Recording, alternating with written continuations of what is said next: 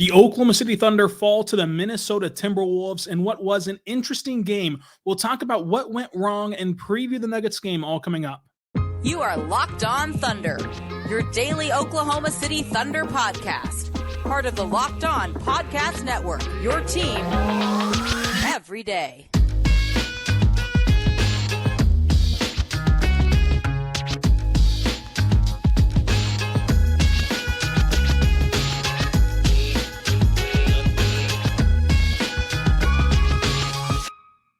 Let's get it going on the Locked On Thunder podcast, on the Locked On Podcast Network, your team every day. I am your host, media member, and writer Rylan Styles. You can follow me on Twitter at Rylan_Styles. Follow the show on Twitter at LOThunderPod. Email the show, LOThunderPod@gmail.com. On today's show, we're diving into the Oklahoma City Thunder losing to the Minnesota Timberwolves. Should there be changes coming? Is this fatigue-based? What went wrong? And possibly the Thunder needing a reset in this one, previewing the game against Denver as well. But everyone is going to be talking about the Thunder losing in this game 107-101 in a very emotional game that was charged up. The atmosphere was fantastic. It had a playoff-like feel. Number one spot in the West on the line. It was all right there. And the bottom line is this was a great game. Like, this was a great basketball game. Forgetting about the emotions that you might have as a Thunder fan watching this, or as a Timberwolves fan watching this, and just as a fan of the sport of basketball, this was a fantastic game. The Thunder never got down by more than 10 points. They never led by more than 7 points. 24 lead changes, 6 ties. Minnesota out-rebounds Oklahoma City 45-38. The Thunder have 12 turnovers to Minnesota's 13. Minnesota 1 points in the paint, 46-42. Minnesota 1 second chance points, 15-11. Each team only had 7 fast break points each. So when you look at these, stats and you break them down, right? The Thunder did not force an obscene amount of turnovers like they typically do, and also were only a +1 in that column. The game flow dictated that there was rarely fast break opportunities. The Thunder typically dominate fast break points, and the Thunder typically dominate points in the paint. This was, of course, a much closer and narrow loss there by just 4 points in the points in the paint battle. So those are all things that the Thunder, when they're hitting on all cylinders, typically thrive at, that they just, were not able to get the edge in this game. And we're going to talk about why that is and break it down from a standpoint of the entire game, the entire roster, and all of it. But this game also deserves the merit of just having a really good basketball game attached to it. The Thunder shot 44 from the floor, 40% from three, and 77% at the free throw line. Minnesota shot 48, 48, and 86. SGA was awesome. Anthony Edwards was awesome. Rudy Gobert was incredible. Stylistically, this, of course, played into Minnesota's favor. Like, of course, this matchup plays toward the Timberwolves. However, while you have to completely acknowledge that the Timberwolves are bigger and they have the size to rebound and really exploit that weakness of OKC, it's also very important to notice and to acknowledge that lack of size really helped Oklahoma City in Minnesota 2 weeks ago, whenever the Thunder were flying around the court and the Thunder had Minnesota, kind of in a bind where they just could not handle the pressure, and they turned the ball over. Left, right, and center, they turned the ball over. And it allowed the Thunder to get back in that game and win that game in Minnesota. These are two good teams who have played competitive games the entire season. Somebody has to lose these games. And so, while it's going to incite fantastic games, and these two teams are very comfortable jabbing back and forth, you saw Anthony Edwards carry that on in this game post-game. It's also important to realize that in these close matchups, it's never as bad as it seems. It's never as good as it seems. It's oftentimes in the middle. And so I think that there are times where it's appropriate to scope out on this 82-game season. And so let's do that real fast, and then we're going to break into the minutia of this game. Sam Presti this summer had a great quote about the sky's going to fall on an NBA team twice a year.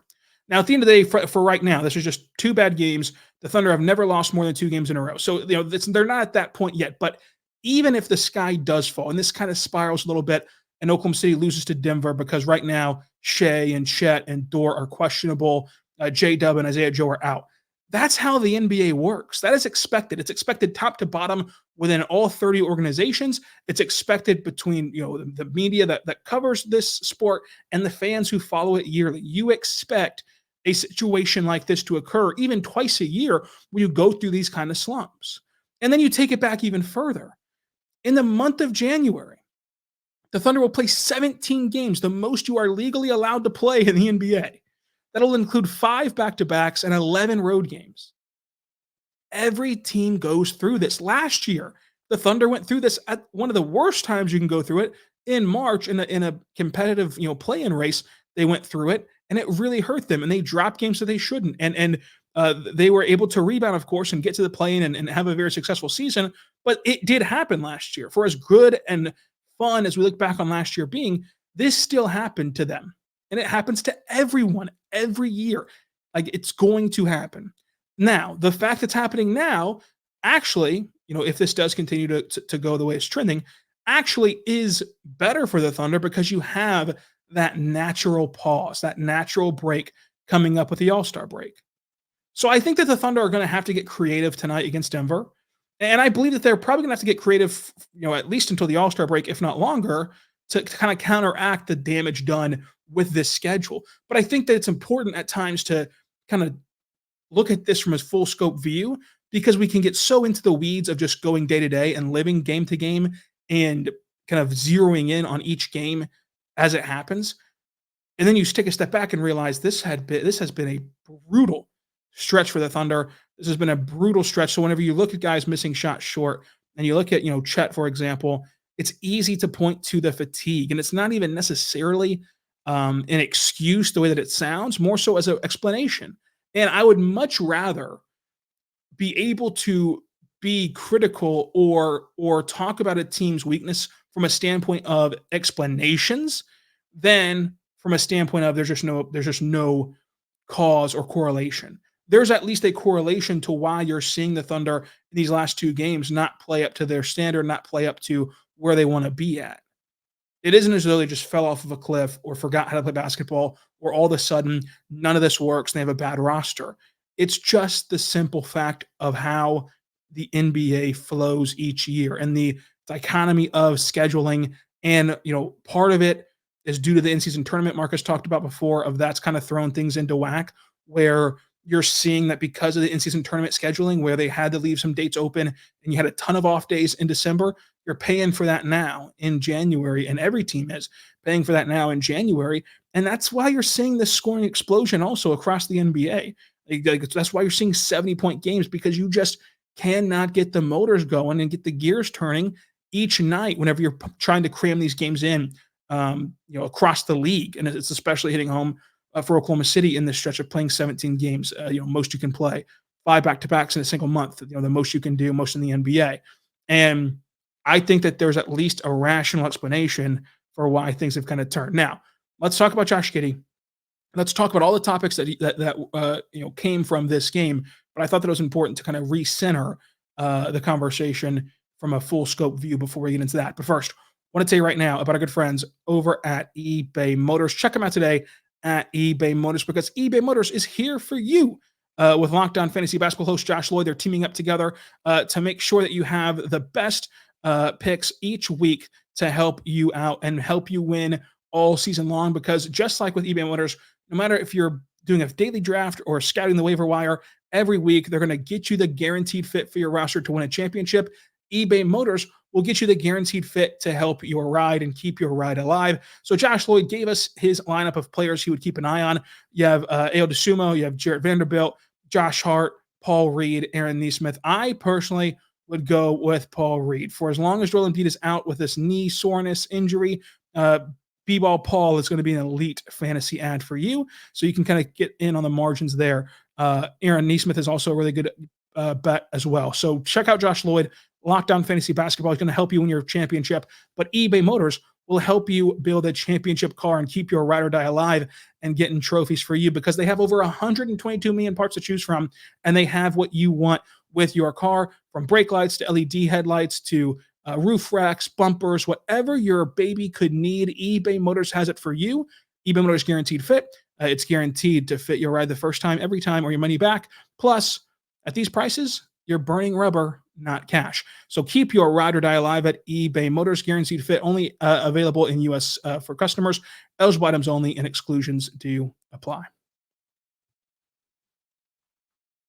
We're back on the Locked On Thunder podcast, on the Locked On Podcast Network, your teams every day, talking about the Oklahoma City Thunder and this loss to Minnesota. Let's talk Josh Giddey. This is the biggest takeaway from the game, and something that I think is of course going to be addressed for the rest of the season and beyond. Josh Giddey starts this game 3 for 3, and this is a perfect illustration of what we've been saying on this show all year long. As you point to the improved three-point percentage, as you point to that hot shooting in December, I always pushed back on that being his swing skill. I do not believe that Josh Giddey's swing skill as an NBA player is shooting the three ball, because he starts 3 for 3, and that does not change one bit of how Minnesota is respecting him or defending him. And that just kind of shows where if you can start to become a more all-around player and finish in the mid-range and finish at the rim and become a more respected offensive weapon, it's going to pay off in the long run, more so than threes. Because you look at this game, he shot 42% from three. If you had a 42% season average, you would be a fantastic three-point shooter. And Josh Giddey has gotten up to that 40% number in long stretches this season. 3 for 7 in this game. But when you start 3 for 3 and it does not move the needle at all defensively, as you increase the volume of those shots, they're most likely not going to go in. As you saw, that he went 3 for 3 to start and didn't make another one. So that's a great bet for the opposition. So you'll give away those 9 points for the sake of getting to play the way that they got to play. They'll give you the 9 points, and they'd honestly start down 9-0 if it guaranteed them that you could play with Rudy Gobert in the paint and playing him off of Josh Giddey and just literally putting one of the best rim protectors we've ever seen. You can not like Rudy, you can not be a fan of him, but you have to respect the fact that he's one of the best rim protectors in the world and that we've seen at this level. And so whenever you're looking at this as Minnesota, right? Sure, he burns you 3 for 3 to start, but whenever you're defending a team that's built around driving and kicking and scoring at the rim, you'll gladly take that. And so that's what we've been driving at all season long. As everyone's pushed back on his three-point percentage improving, it doesn't move the needle that much because you're comfortable with it. There's never going to be a game, with all due respect to Josh, where he shoots 7 for 7 from 3, or where he just busts a game wide open from 3. He shot 3 for 7. That's a respectable number, and it did not matter. It just didn't. 5 for 10 overall, 4 rebounds, 2 assists, a block, a turnover, 13 points, and a minus 17 on the court. The conversation around Josh Giddey to me is just that there are certain matchups where he's not playable, and there's certain matchups where that do not favor him. Denver, for example, will be another tough one if they can have everyone available. We'll see who plays tonight for Denver, but if they're at full strength, it's another tough one. Minnesota is the worst one for Josh Giddey because he is such an elite, rim protector in Rudy Gobert. Now, whenever you play a team, for example, that lacks that rim presence, much better matchup for Josh Giddey, much more playable, and a perfect matchup for Josh Giddey. But when you have someone who can really, really defend the rim, like an Aaron Gordon, for example, if you let Aaron Gordon roam around off of Josh Giddey or Jokic or whoever you want to pick in this situation, that helps so much. And for Minnesota's case, it's unique because not only can they have Rudy roam off of Josh Giddey, but their other 4 defenders are vastly switchable and incredible defenders to where they take care of the perimeter really well and funnel everything into Rudy, and he just takes things away at the rim, even beyond blocks, just simply deterrence and just making you reevaluate driving. So when it comes down to whenever you're playing a team with good rim presence, Josh Giddey is not going to be a Sharpie guy. Like, you're not going to Sharpie in minutes for Josh Giddey.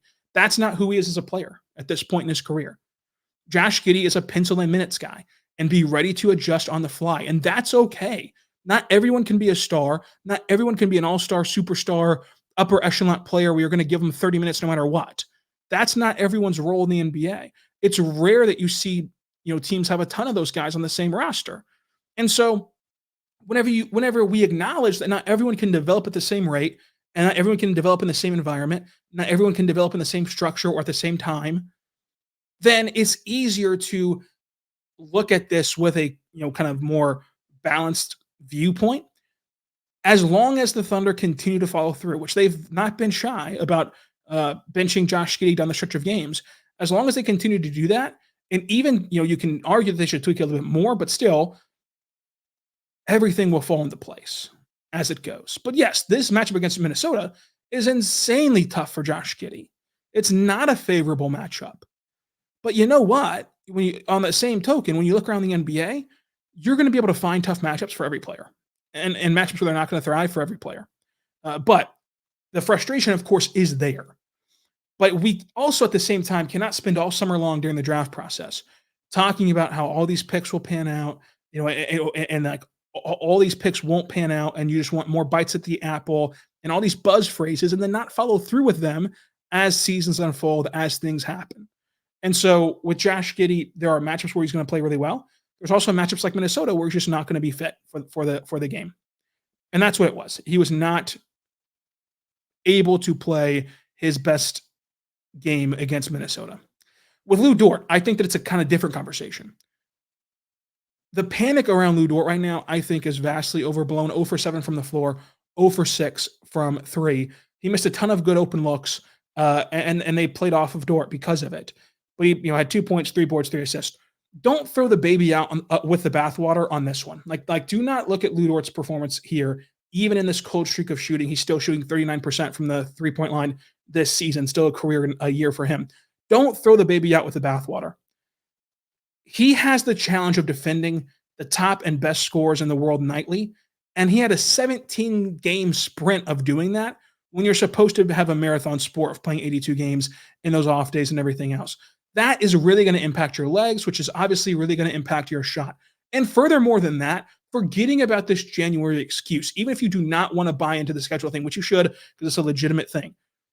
Lu Dort, of all people on this roster, has proven an ability to rise up to the occasion in the postseason, to play his best basketball in the postseason, and to provide his best value in the postseason. Whenever you shrink the game to a half-court setting and you need to have lockdown possessions on the top scorers in the world, you need players like Lu Dort, especially whenever he can catch fire from three, especially whenever now he's playing in a more role that is more efficient for him to score the basketball and not try to do too much, not try to press the issue. So I think that, yes, it is frustrating whenever you're in the heat of a 48-minute game and you see big-time shots, open looks getting missed from three, and there's been a couple games where Lu Dort has not shot the ball well from three despite shooting 39% from beyond the arc. But that's not cause for wholesale change to me on Lu Dort specifically. Now you can address the conversation otherwise, but for Lu Dort, I think that it's a little bit too reactionary to push the issue on him. Let's talk Chet Holmgren. Let's talk SGA, who played very well, J-Dub, Wiggins. We're going to get into it all on this game, including who I thought was the most underrated player in this contest. But first, I want to tell you right now about our good friends over at LinkedIn. Check them out today at linkedin.com/lockedonnba.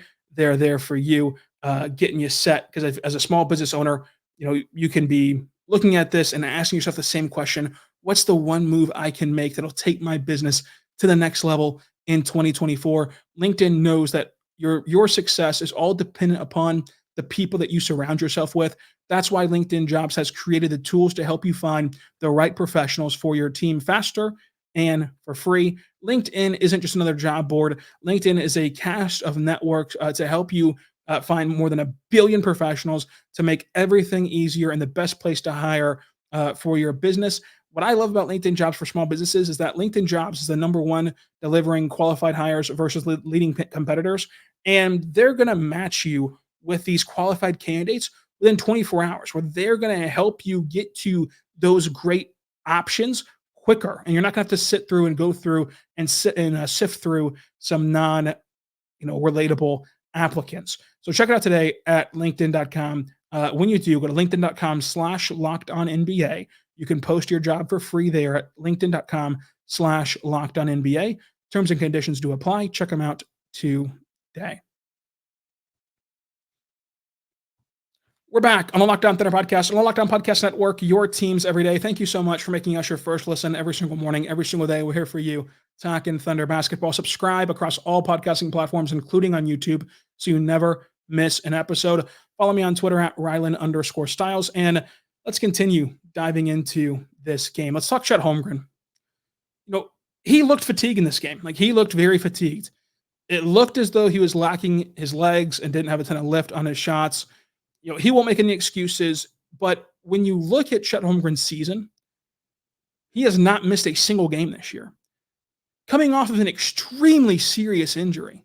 That is an amazing display of endurance right there and kind of durability. Because I want you to take yourself back. This is more of a big picture pod. Take yourself back to October 1. The conversation around training camp, the conversation around the preseason was all predicated and built on the back of, would Chet Holmgren play in any back-to-backs? Is he going to be allowed to play one back-to-back if the Thunder really needed him? What's his minute restriction? What's his workload? That was the conversation October 1. And if I told you on October 1, Chet Holmgren would play in every back-to-back and not miss a game leading into January 31st, you would have signed on the dotted line faster than I could get you the pin.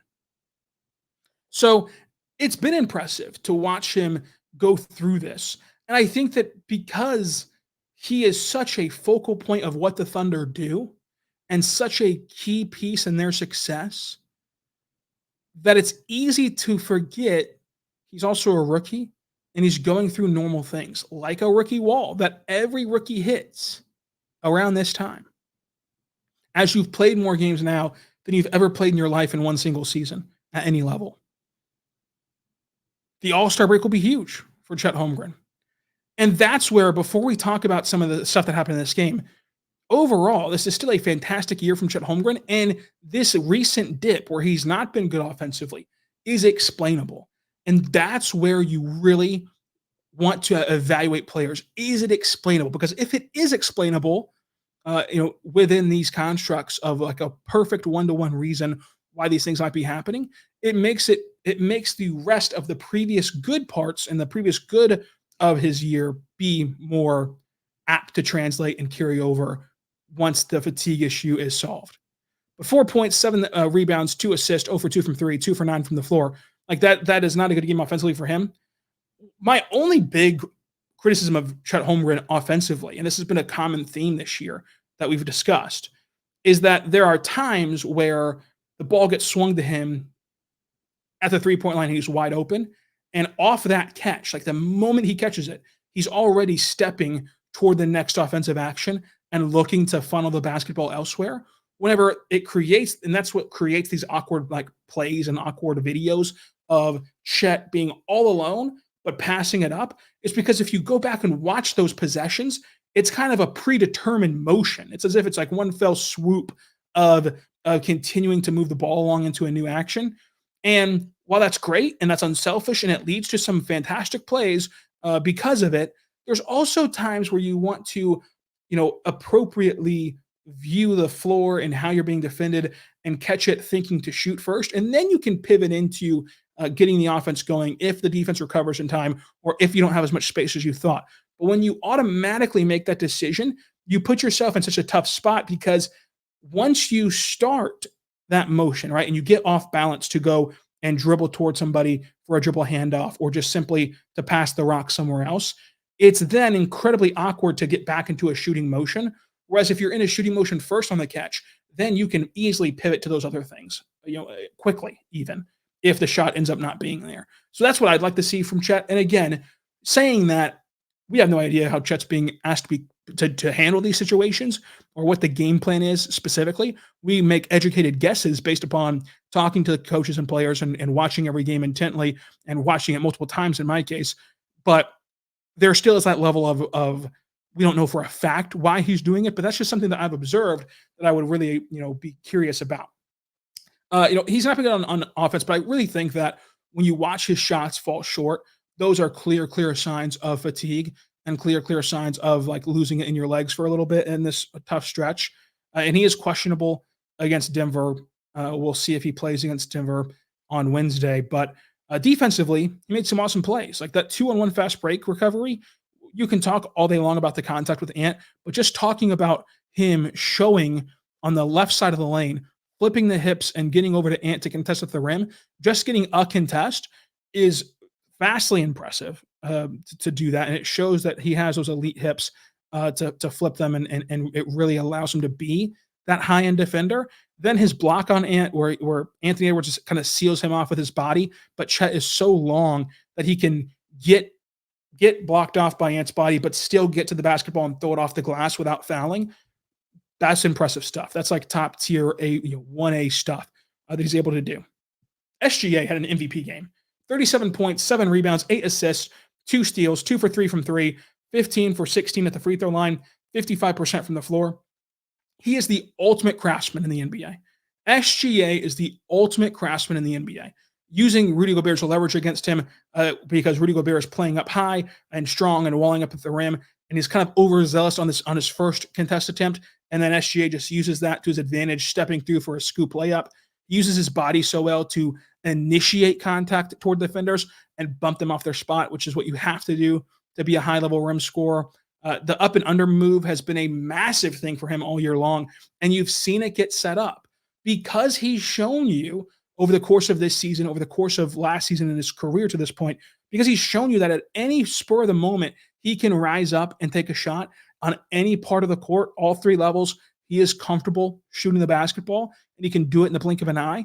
You have to respect his pump fakes because he can pull up at the nail. He can pull up at the elbow. He can pull up in the mid paint. He can pull up on the dunker spot. He can pull up at the restricted area. He can do those things, and he has done those things on the baseline, step back threes. You have to respect those fakes because those fakes are legitimate. There are certain, like if you saw, for example, Steven Adams tease a step back 3, no one would fall for that. Just using that as an obvious, goofy example. But like though, if you've never done something in your career or something, you're not going to fall for that fake. But because SGA has set all this stuff in motion with his previous bag, so to say, it allows that up and under move and that step through move to be more effective. How fast he can spin and shoot out of a spin move, one of the best I've seen doing that in the NBA. The playmaking aspect of his game is huge. It's really grown for him, especially as he gets more defensive attention than ever before. This is what MVPs look like. And we can talk about his MVP case. I still believe that he is the leader in the clubhouse right now when you factor in Joel Embiid's injuries and the requirements for games played, which plays a part in this. But also SGA just on his own, regardless of how many games anyone's played in the NBA, has built himself a fantastic MVP case. J-Dub, I think he was good in this game. 20 points, 2 rebounds, 3 assists, 2 turnovers, 4 for 7 from 3.